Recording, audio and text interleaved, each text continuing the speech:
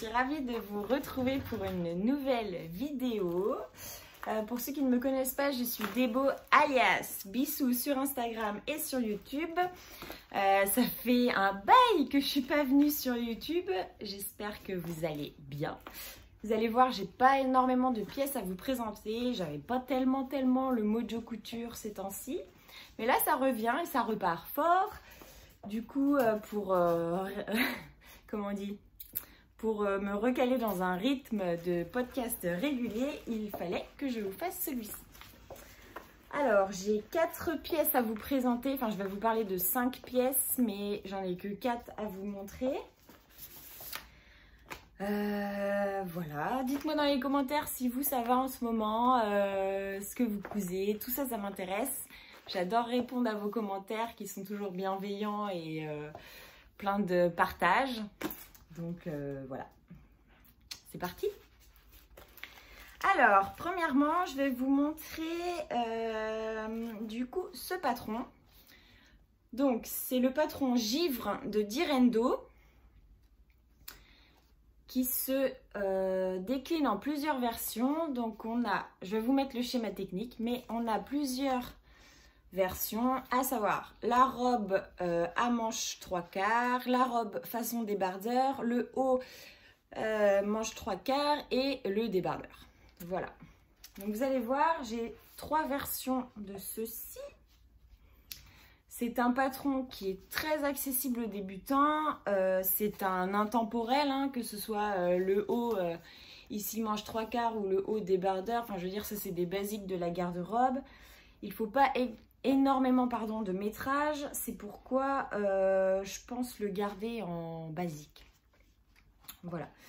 Alors, ils décrivent ce patron comme robe et t-shirt près du corps, tout à fait, en jersey, version A, manche 3/4 et empiècement contrastant. Oui, c'est-à-dire qu'en fait, vous pouvez ici en haut mettre un empiècement.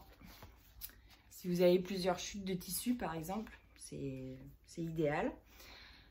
Et version B sans manche avec décolleté en U. Alors effectivement, pour les versions débardeurs ici, l'encolure est bien plus profonde. Voilà. Alors c'est un niveau décrit comme 2/5 et pour les tailles, qu'est-ce que j'ai dit? Oui, pour les tailles, ça va du 34 au 46. Donc là, j'ai la version pochette, bien entendu. Ça existe en version PDF sur le site de Direndo. Et donc, alors, ma première version réalisée, donc c'est celle-ci. C'est une robe débardeur. Voilà. Alors, je profite de la lumière naturelle. Donc, s'il y a trop de soleil, désolé, on va en profiter quand même. Hein. Donc, robe débardeur, toute simple. Pour ce qui est de la couture, enfin de la réalisation, vous avez donc un devant, un dos, et ensuite biais d'encolure et biais d'emmanchure. J'ai utilisé un tissu que j'ai depuis un moment dans mon stock, au moins un an et demi même, je dirais, de chez Dries & Stoffen. Donc, c'est un jersey. La seule chose qui me tracasse un peu, c'est que avec le sèche-linge, je sais pas si si on voit bien là, voilà, ça a bien fait travailler le tissu et du coup ça bouloche quoi. Donc c'est pas très jojo.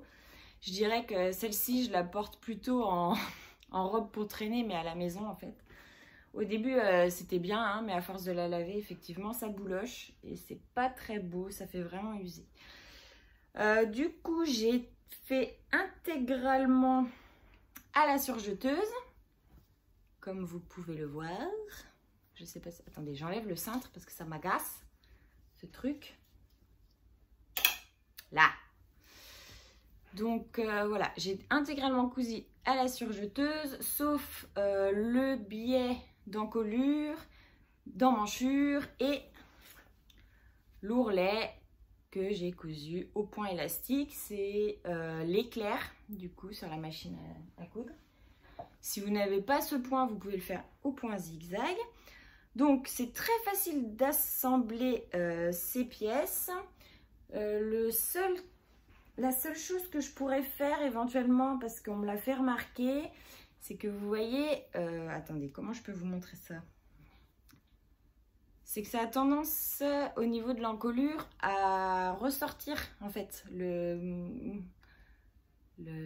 marges. Ouais, les marges. Du coup, il faudrait que je fixe avec une surpiqûre. Ce serait bien plus joli. Voilà. Bon, enfin bon, celle-ci, elle est pour traîner. Et du coup, c'était mon premier essai du patron givre et j'en suis très contente. C'est vraiment très intuitif, très bien expliqué, comme à chaque fois sur les patrons de Direndo. Les marges sont incluses, donc ça c'est très bien. Je ne sais jamais si on dit les marges sont inclus ou les marges sont incluses. Si vous avez la réponse, voilà, des profs de français qui passeraient par là éventuellement. Voilà, on nous conseille du coup en quantité de tissu le débardeur. Alors attendez, version B débardeur, 1,30 m de tissu pour cette version du coup de robe débardeur, donc c'est pas énormément. Et je pense selon vos tailles, si vous arrivez à jouer sur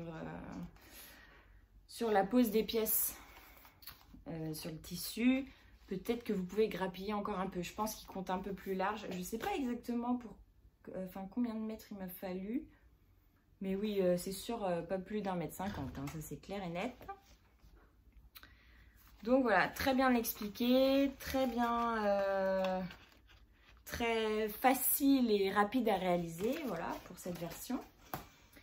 C'était donc ma première robe givre, oui. Ensuite, j'ai réalisé du coup, pareil, pas de suspense. En fait, j'avais un coupon de tissu que j'aime vraiment beaucoup, mais je savais pas trop quoi en faire. Et on avait un pique-nique avec mes collègues de travail. Et du coup, la veille, je me suis dit, bon, allez, fais-toi une petite robe là. En plus, il faisait chaud à cette époque, c'était bien avant les vacances. Du coup, c'est pareil, il y a un tissu qui vient de chez Dries & Stoffen, c'est plutôt un panneau, je dirais. Donc, c'était un panneau avec des petites fleurs, des petits colibris, vous voyez, c'est bleu turquoise, très joli. Et du coup, comme tous les panneaux, vous avez l'espèce de dessin plutôt central. Ensuite, vous avez du coup du tissu uni et puis quelques rappels après... Donc selon comment vous coupez votre tissu, vous pouvez avoir une robe totalement différente. Donc moi j'ai choisi de mettre le dessin plutôt central sur le devant et sur l'arrière de garder l'uni avec le petit rappel ici. Donc pareil que la précédente version, bien que celle-ci je la préfère parce que je l'ai portée presque tout autant, hein, mais il n'y a pas de bouloche, le tissu est encore beau. Voilà, donc parfait. Même chose que pour celle que vous avez vue avant. J'ai tout cousu à la surjeteuse, sauf ourlet du bas. Et alors, pour les emmanchures et l'encolure, j'ai choisi de ne pas mettre de biais. J'ai juste fait un petit rentré. Vous voyez, donc c'est tout petit. Mais du coup, j'ai pas ce problème de marge de couture qui réapparaissent en fait. Donc j'aime beaucoup. Alors effectivement c'est une robe plutôt moulante, mais super agréable à porter. Et du coup oui, cousu en deux temps 3 mouvements, donc impeccable, on adore.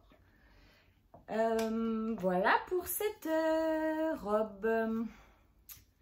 Enfin pour le modèle givre, alors j'ai fait 3 réalisations du patron givre, mais celle-ci c'est la version manche 3/4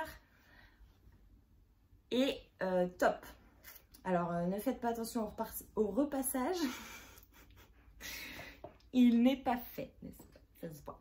Et donc là vous voyez, ça se voit encore plus en fait, cette espèce de marge qui réapparaît d'un coup là. Alors au porté c'est agaçant.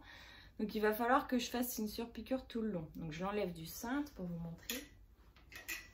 Donc, j'ai utilisé le même tissu puisque j'avais, en fait, je crois que j'avais 1,50 m ou 2 mètres de ce tissu-ci, là, de chez Dries & Stoffen.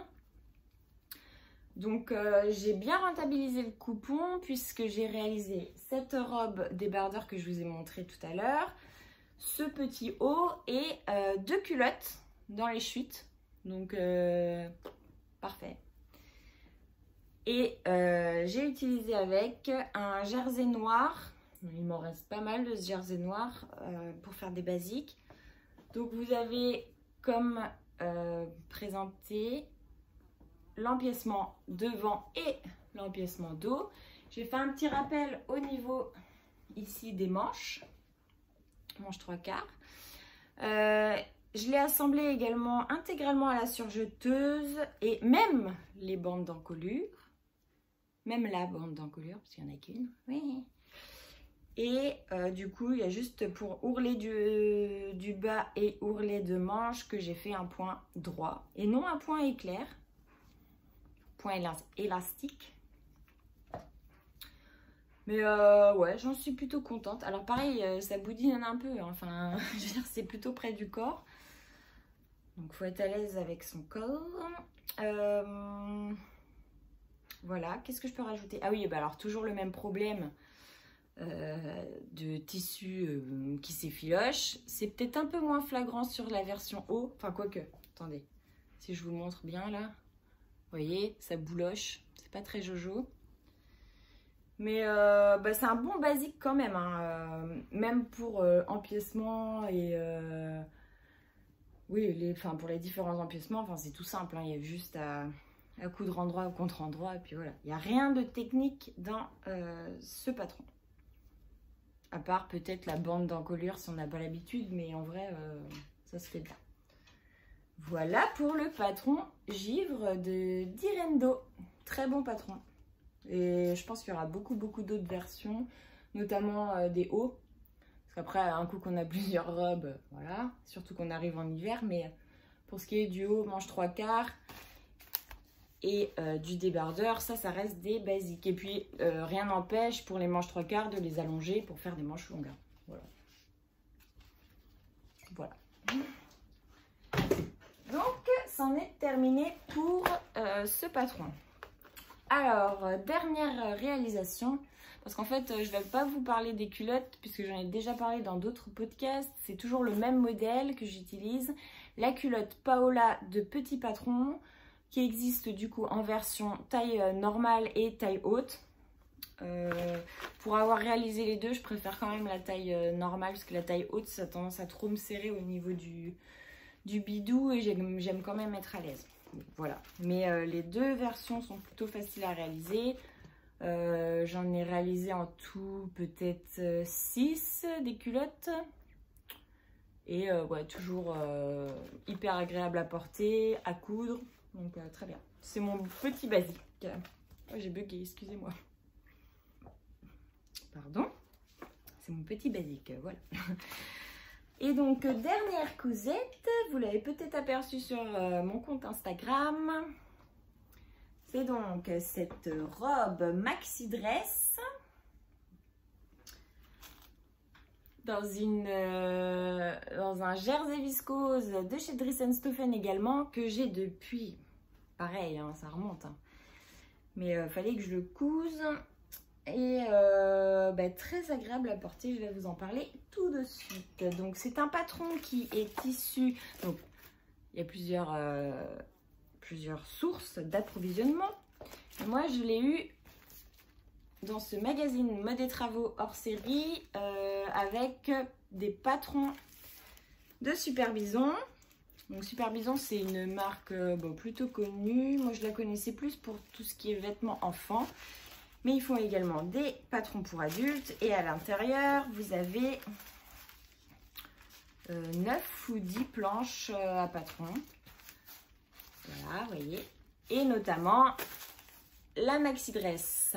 Donc c'est une robe longue que moi j'ai fait en version un peu en dessous du genou parce que j'avais pas assez de tissu. Et je suis un peu déçue parce que en version longue, ça aurait été bien plus beau. Là, ça fait un peu Marie Ingalls, quoi. Je cours dans la prairie, mais ma robe est pas assez grande. Enfin, bref.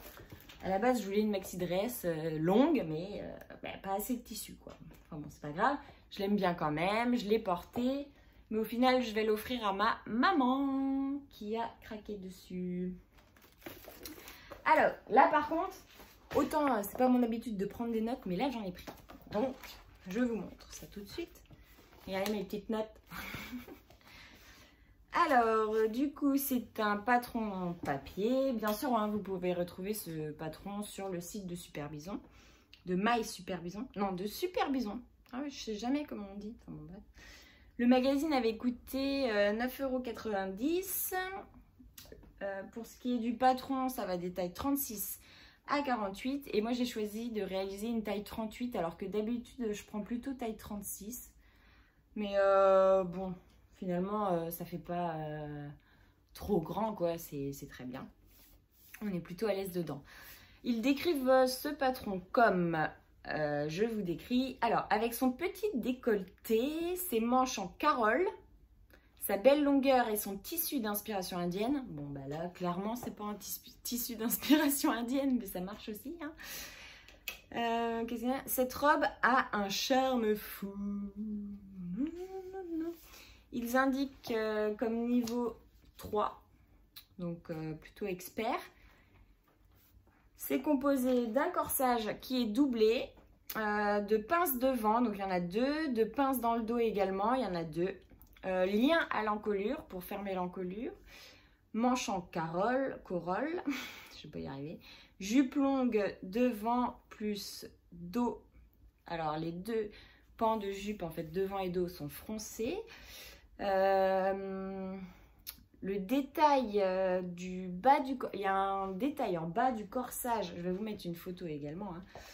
Détail en bas du corsage qui est en pointe vers le haut et normalement il y a un zip côté gauche de la robe. Voilà. Donc en tissu, il vous faut 2 mètres de tissu. Ah non, pardon, moi j'avais 2 mètres de tissu.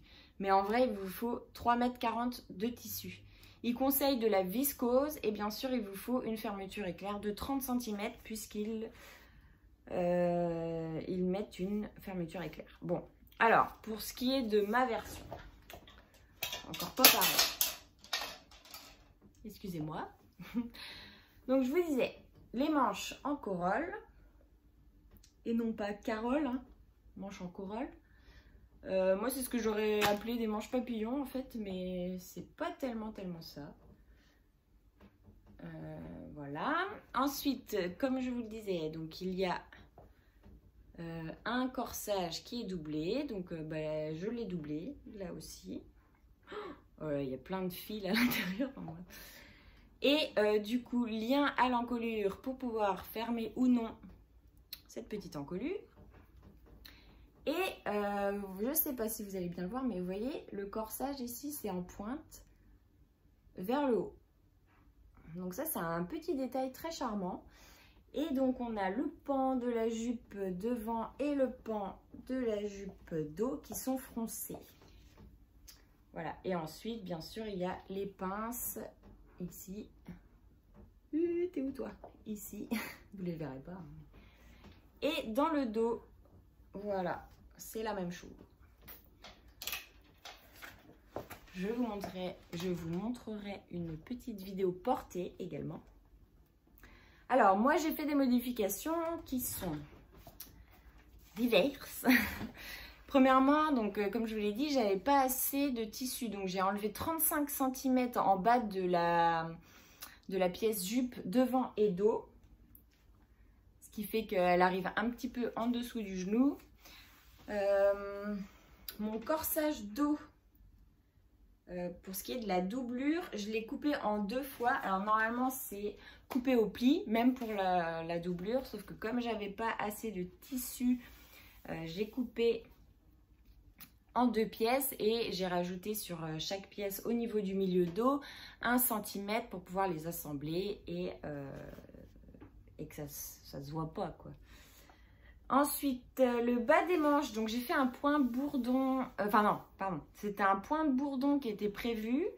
Bon, moi j'ai fait un point zigzag pas trop large et bah, ça fait un peu, je sais pas si vous verrez, comme un point bourdon, quoi. C'est un petit zigzag, juste pour retenir les fils qui pourraient s'effilocher. Les fils qui pourraient s'effilocher, bah, de mieux en mieux. Bref.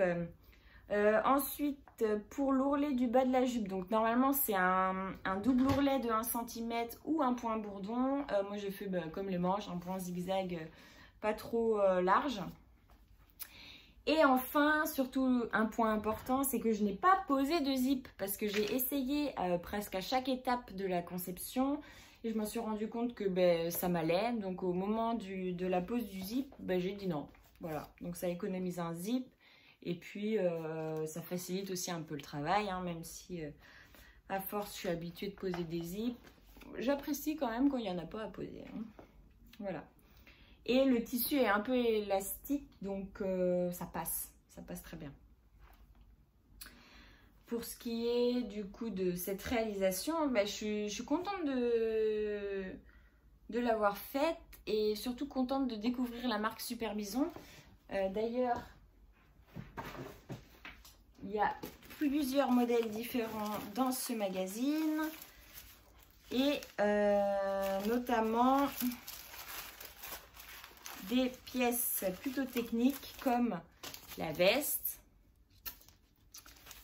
Bon, il y a des pantalons aussi, pantalons, sweat.